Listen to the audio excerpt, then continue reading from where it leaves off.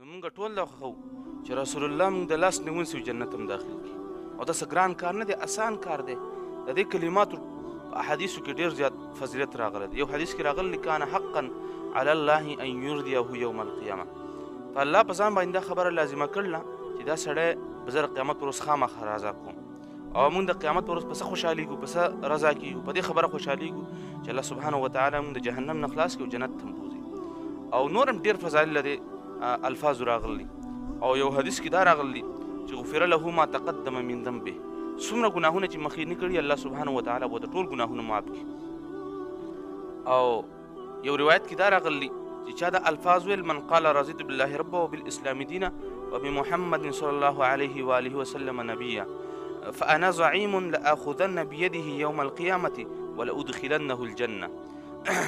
چا چې دا الفاظ ویل، یو حدیث کې داسې راغلی چې سهار ماښام یې درې ځله ویل، نو وایي زه ذمهوار یم چې دا الفاظ یې وویل رضیت بالله ربا وبالاسلام دینا وبمحمد صلی الله علیه و آله وسلم نبیا. یو حدیث کې ورسره رسول هم راغلی. چا چې دا الفاظ ویل رسول الله فرمایي وایي زه په دې خبره ذمهوار یم چې دا سړی به زه قیامت پر ورځ د لاس نیسم او جنت ته به داخلوم. ډېره اوچته دعا ده، اسانه دعا ده.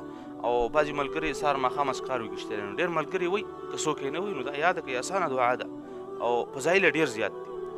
نو زمونږ یقین چې کله پیدا شو چې الله سبحانه وتعالی او رسول الله د هر څه رښتیا ویل دي نو موږ به دا نه فریدو، د خپل یقین جوړول پکار دي.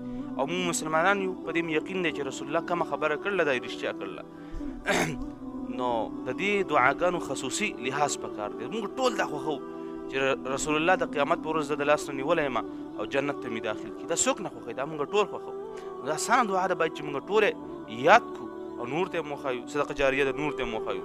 اسانه دعا ده من رضیت بالله ربا وبالاسلام دینا وبمحمد صلی الله علیه وسلم نبیا ورسولا. نو یو حدیث کې داسې هم راغلی چې رضان نه پس به وي خو هغې کې الفاظ بدل دي. درې درې کرته سهار ماښام ویل دا ضروري دي، سړی ووایي پکار ده چې سړی ووایي، ځکه ډېر زیات لوی فضیلت دی. موږ ټول دا خوښو چې الله راته ټول ګناهونه معاف کړي. موږ ټول دا خوښو چې الله سبحانه وتعالی د قیامت په ورځ موږ خوشحاله کړي. موږ ټول دا خوښو چې الله سبحانه وتعالی د رسول الله صلی الله علیه وسلم موږ قیامت په ورځ د لاس نه ونیسو جنت ته هم داخل کړي. نو ډېره بهترینه دعا ده، هېرول نه دي پکار، خامخا ویل پکار دي. وقال